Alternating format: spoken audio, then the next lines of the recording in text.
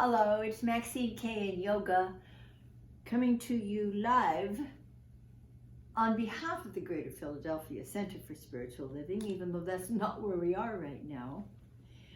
Oh gosh, we love finding ways to be with you.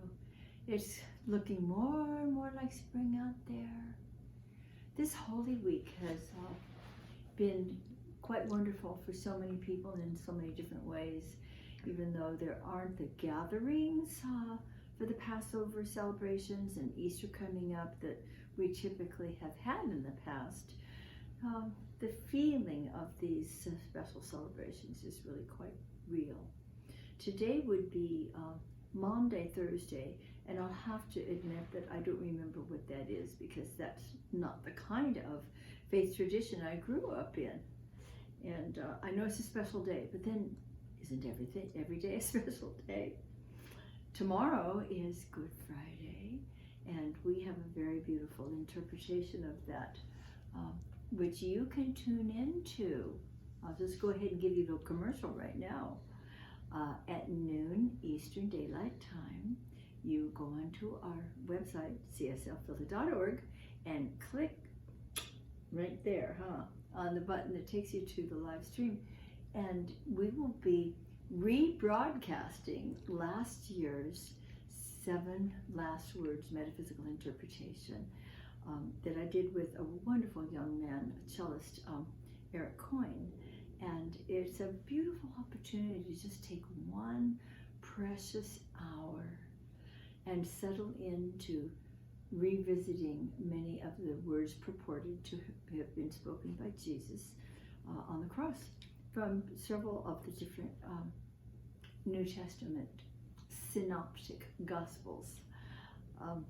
Okay, what is it? All right. And it's lovely because Eric plays the cello in between some of my comments, which just makes it such a sweet time to sit in contemplation of what that might mean for us personally. Okay, here she is. Hi, she wanted to see her audience better. And then, of course, Easter Sunday coming up. We'll each have our own little celebrations, those of us who honor Easter Sunday. And it's so beautiful to realize that there's something in the human-hearted soul that even years before, centuries before Jesus was walking the planet, that there was this great celebration of springtime. There is just something within us that must celebrate newness. Look out at the greenery that's happening on the trees and the grass greening up. I don't even see any vestiges of snow anymore, which is kind of amazing. And the buds are starting to come out on the trees, and it's just, the air is different. When we take Yoga out, she just smells every blade of grass and realizes that something fresh and new is in the air. We as divine human beings have always known that there's a difference in between the seasons, and that we get excited when they change, especially when we're moving through the cold winter into the beautiful expression of new life in the spring.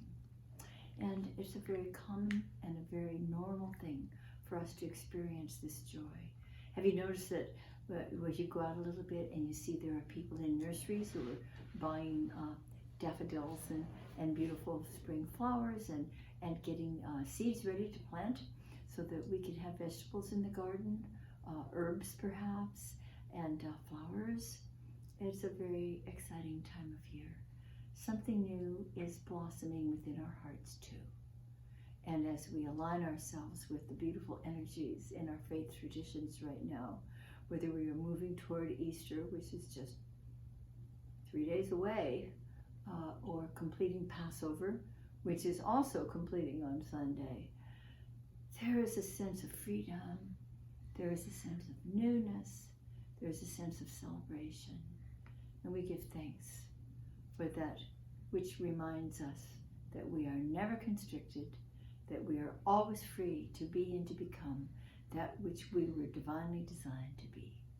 So be with us tomorrow if you can. If you can't be there at noon tomorrow, Friday, Good Friday, it's going to be archived, so just pop on whenever you wish. whenever you wish to give yourself the gift, the great gift of one sacred hour to prepare yourself for the revelation of new life. Yes?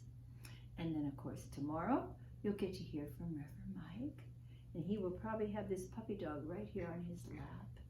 I don't know if you've noticed, but when he is giving a love note with Yoka on his lap, he tends to put her on a pillow.